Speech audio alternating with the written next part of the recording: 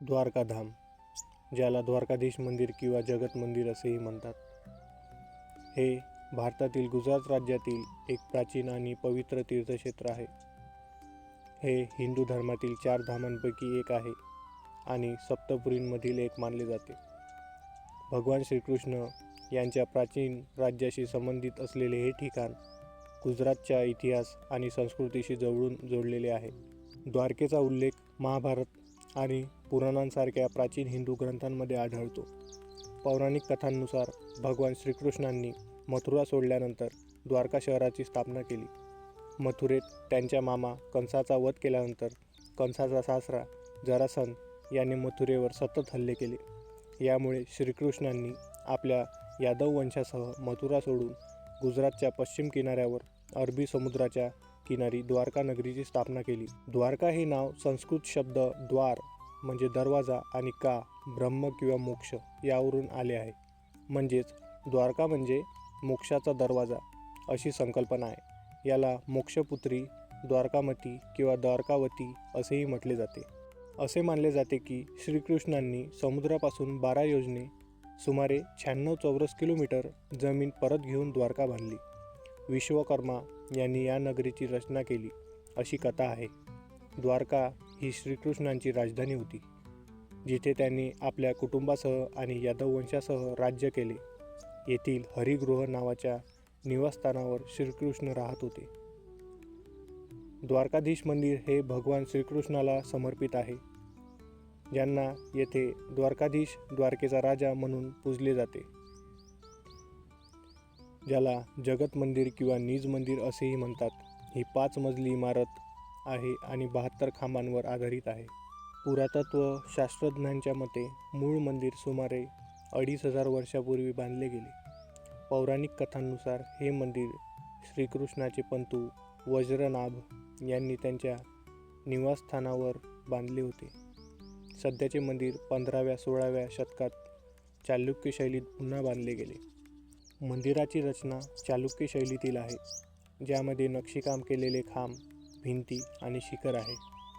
मंदिराच्या शिखरावर 51.8 मीटर उंचीचा ध्वज आहे, जो 52 यार्ड लांबीचा आहे आणि तो दिवसातून 5 वेळा बदलला जातो.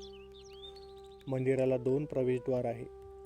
उत्तरेस मोक्षद्वार आणि दक्षिणेकडे स्वर्गद्वार, जे गोमती नदीकडे जाते. पुरातत्व संशोधनात द्वारकेच्या किनारी आणि समुद्रात अनेक अवशेष सापडले आहे. 1963 मध्ये जमिनीवर आणि 1983 ते 1990 मध्ये समुद्रात उत्खनन झाले.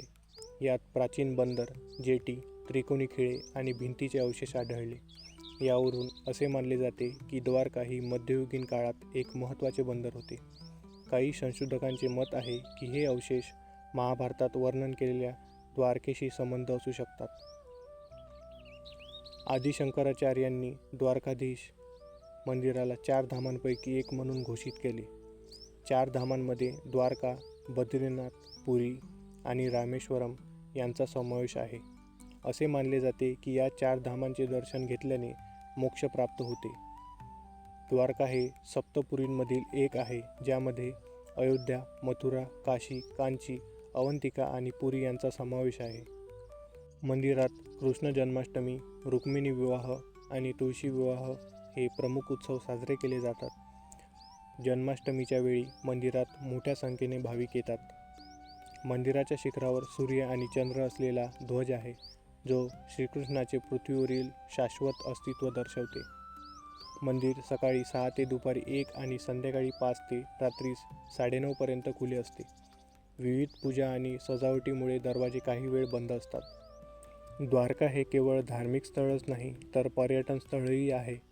येथील रुक्मिणी देवी मंदिर, गोमती घाट आणि बेट द्वारका ही प्रमुख ठिकाणे आहेत. डिसेंबर 2023 मध्ये गुजरात सरकारने द्वारकेत भारतातील पहिली पाणबुडी आधारित पर्यटन सुविधा जाहीर केली, जी ऑक्टोबर 2024 पासून कार्यान्वित आहे. यामुळे पर्यटकांना समुद्रातील सजीवांचे दर्शन घेता येईल. द्वारकाधाम हे भगवान श्रीकृष्णाचे पवित्र निवासस्थान आहे, जे हिंदू धर्मातील सर्वोच्च तीर्थक्षेत्रापैकी एक आहे.